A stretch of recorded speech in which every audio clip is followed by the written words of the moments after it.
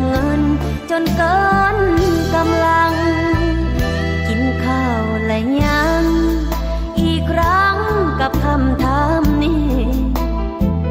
เป็นห่วงอีหลีคนดีที่ใจเฝ้าหวังเหตุงานสายบัตรเติมใจน้องใกล้หมดตังเอาไว้มือใดว่างๆค่อยมานั่ง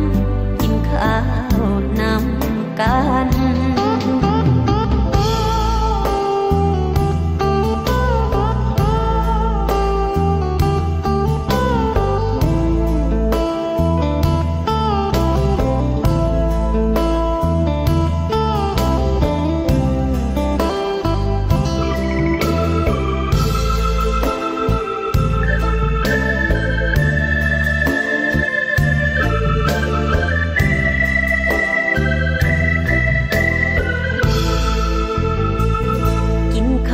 และ